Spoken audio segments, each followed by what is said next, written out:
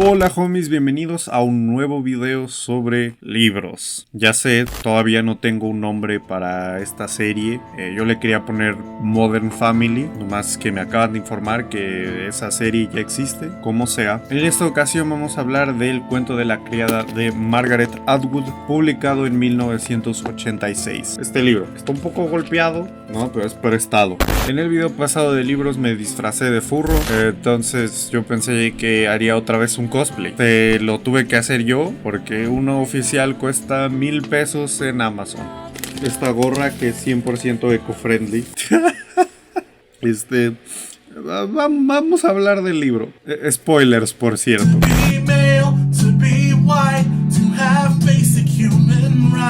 En un mundo alterno en el que Estados Unidos ya no existe.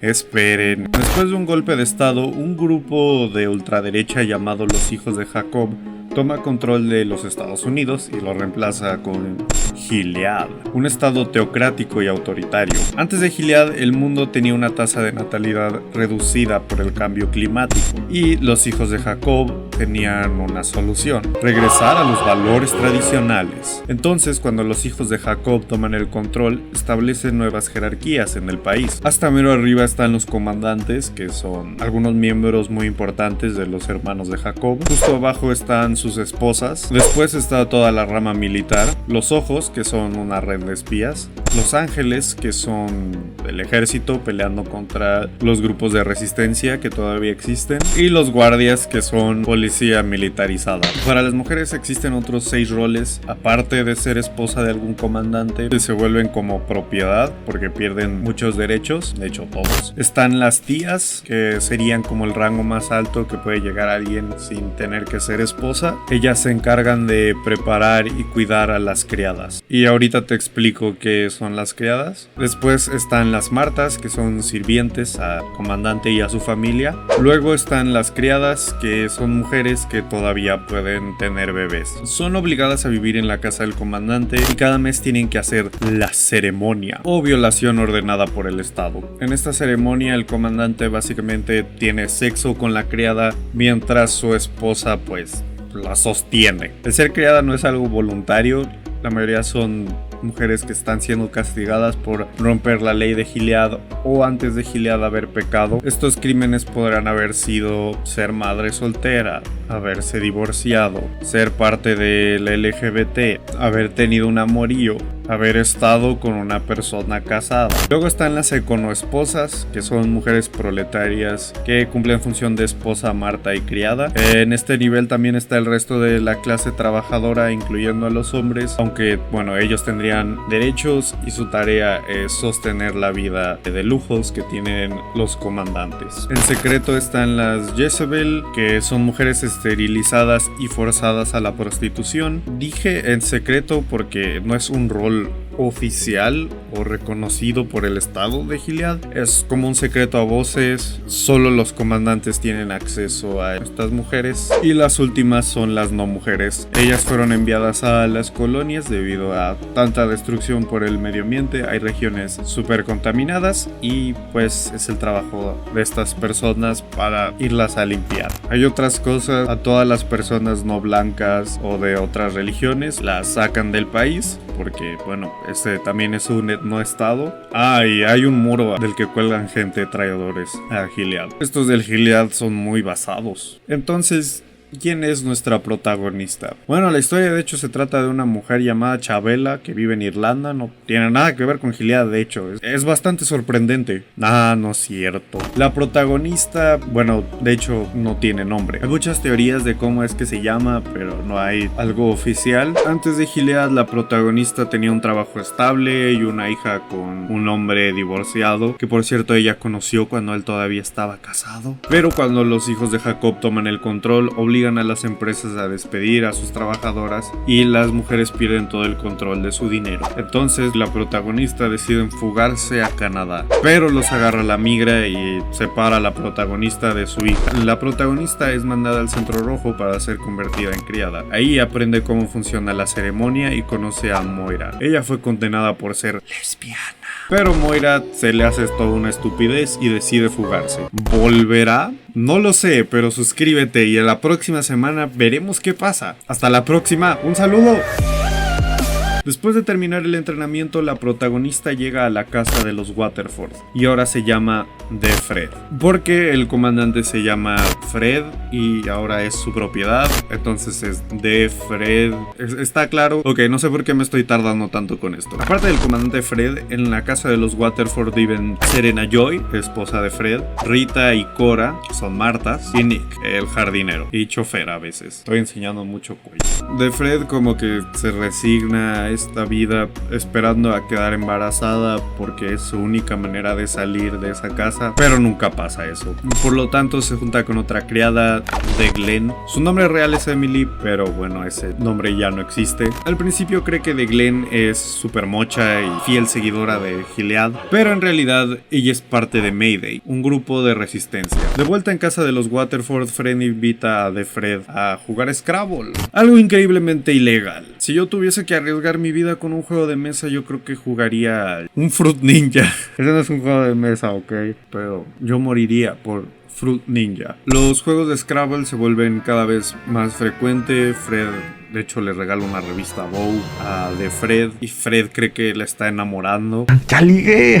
De hecho, no sé si ustedes han intentado esto, pero una noche Fred la lleva a un prostíbulo, la viste con la ropa de Serena Joy y se la lleva a Jezebel. Ahí de hecho de Fred se encuentra con Moira, que ahora trabaja ahí. Moira le cuenta a The Fred de cómo llegó ahí y que la mamá de The Fred, reconocida activista feminista antes de todo esto de Gilead, está ahora en las colonias y es una no mujer. The Fred dice que esa fue la última vez que vio a Moira y no era la misma de antes. Gilead la había derrotado.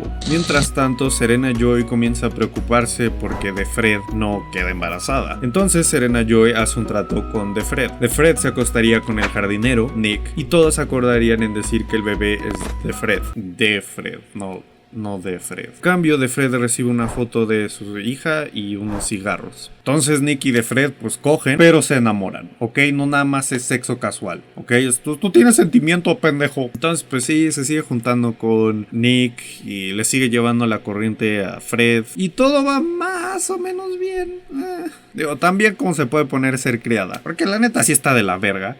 Pero se pone peor porque The Glenn se suicida. Un día The Fred sale a hacer las compras con The Glenn, que por lo general le espera en la entrada de la casa de los Waterford para ir juntos al bar, pero se encuentra con otra mujer, una nueva The Glenn. Ella le explica a The Fred que The Glenn original se suicidó porque los ojos venían a arrestarla. Si las cosas no se pueden poner peor, Serena Joy se entera del viajecito al Jezebel y manda a The Fred castigada a su cuarto como niña chiquita. Entonces, mientras ella espera en su habitación, ve que llega una troca de los ojos. The Fred se da cuenta de que esto ya valió madres, se imagina en las colonias o colgada en el muro, y en ese momento en el que todo está perdido, llega Nick y le dice: soy parte de Mayday, esto es un rescate. The Fred se sube a la troca, fin. En el epílogo del libro viajamos a muchos años en el futuro, mucho tiempo después de Gilead. Unos investigadores discuten lo que acabamos de leer. Revelan que todo esto fueron unas cintas que descubrieron, grabadas por The Fred. El problema fue que pues no tenían un orden, entonces intentaron ellos de darle lógica. Ya ven, no es que no sepan narrar, es que el libro está chueco.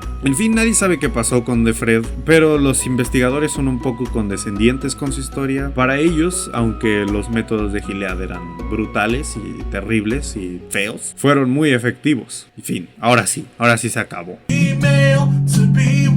Pues la verdad no le entendí al libro. Resulta que hay una cosa que se llama machismo y... No, pero ya en serio, en este video vamos a hablar de temas relacionados con feminismo. Supongo que voy a acabar en vatos pagafanteando. Chale. Solo porque un hombre esté hablando de temas de género o relacionados al feminismo no significa que lo está haciendo para llamar la atención de alguna mujer. Por ejemplo, yo he estado hablando de temas de feminismo desde 2016 y nunca me ha servido para ligar. Entonces, ¡ja! Bueno, como sea, este libro trata sobre la mercantilización del cuerpo de la mujer. En un video pasado ya discutimos lo que es la mercantilización, pero resumido es el proceso en el que algo se se convierte en algo para uso comercial. Ahora, en el libro Gilead elimina la moneda, pero las cuerpas de las criadas se convierten en un bien que satisface a un tercero. En este caso, pues Gilead. También habla de la deshumanización de la mujer. Las criadas y las martas son el ejemplo perfecto de eso, porque pierden sus nombres e identidad. Por eso nunca conocemos el nombre o tenemos una descripción de Defred. Este libro nos quiere explicar los riesgos de solo encontrar el valor y la identidad de una persona en base a una parte de su cuerpo. La verdad es que originalmente pensaba que esto del nombre de Defred era para que cada mujer pudiese sentirse en el lugar de Defred, aparte porque el libro está narrado en primera persona. Todo esto del nombre porque representa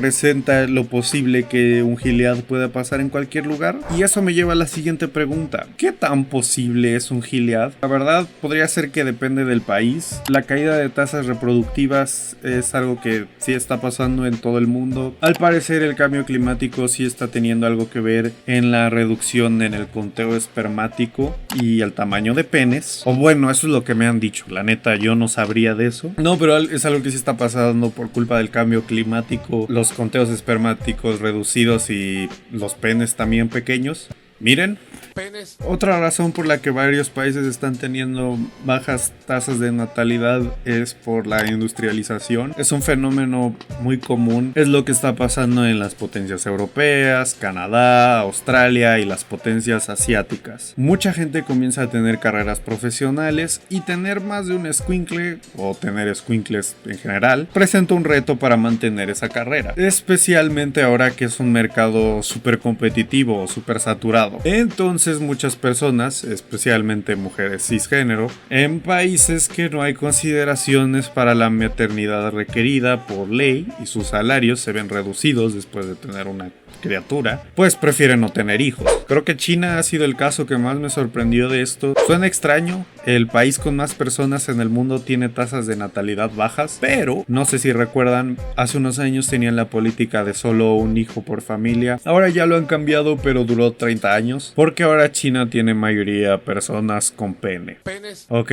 mayoría hombres oficialmente, pero hay que ser inclusivos. Y también tienen una población que envejece. De hecho, por eso se predice que la India va a superar a China en población, porque ahí no tienen esos problemas. En Estados Unidos es diferente a los demás países. La constante migración ayuda a mantener a la población joven, aunque sí están cayendo las tasas de natalidad ahí, especialmente de gente blanca. En el gabacho sucede esto porque hay una enorme división de riqueza en la población, especialmente entre razas. Mientras más pobre es alguien, más mocosos. No es porque la gente pobre es pendeja o porque no quieren salir de la pobreza. No, Santi. Lo que sucede es simple, la gente pobre tiene menos acceso a la salud reproductiva. ¿Y quién es el grupo minoritario más pobre? Básicamente todos que no sean blancos. A eso súmale que en los Estados Unidos está creciendo la extrema derecha y mucha gente cree en The Great Replacement o el gran reemplazo. Una teoría de conspiración que cree que los ultraglobalistas quieren deshacerse de los cristianos blancos heterosexuales, haciéndolos gays y dejar que toda la gente café entremos a robarnos a sus mujeres para desaparecer a la gente blanca. Ah, puta madre, Estados Unidos. Digo, todos sabíamos que iba a ser ellos. De hecho, muchos grupos gringos de extrema derecha han leído o visto la serie y han dicho: aguanta, deja a punto esto. En Latinoamérica, en realidad no sé qué país se esté acercando a Gilead.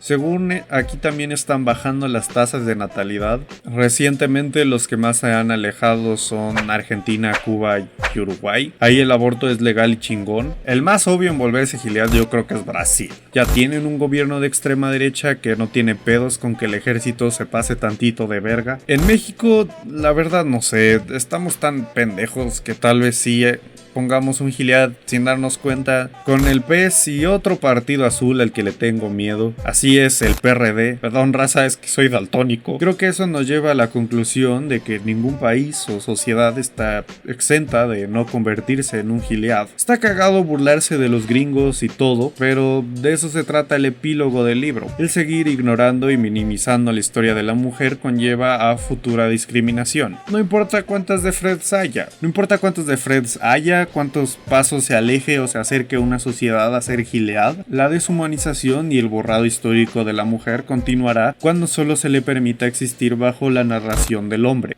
¡Ah, cabrón! ¡Ese soy yo! Mi humilde opinión. Pues está chido. Ya en serio. No tengo muchas críticas. Está chido el pop. Estás en Gilead. La narrativa toda chueca me gusta mucho a mí. Este libro hace eso de ser súper descriptivo, pero aquí se justifica a diferencia de otros libros que nada más quieren rellenar, porque de Fred ha perdido en todo, entonces se fija en todo alrededor que hay de ella. También es interesante porque todas las recapitulaciones de su vida antes de Gilead no tienen tantos detalles, aunque si algo que no me gustó fue el final. El epílogo no, pero el final de Fred, que solo se sube a la troca misteriosa. Mínimo en 1984 te dicen que Winston y Julia se vuelven fans del Gran Hermano, pero aquí no te dejan con nada. 0 de 10 no recomendable. La próxima serie de libros, así es, serie, son todos los 15 libros del diario de Greg de Jeff Kinney, publicados antes del 28 de agosto de 2021. No, ese día no sale el video, ese día me voy a poner a escribir el guión. Mientras tanto, puedes ir a seguirme en todas mis redes sociales y unirte a mi canal de Discord. También puedes ir a ver mi último video sobre peleas callejeras.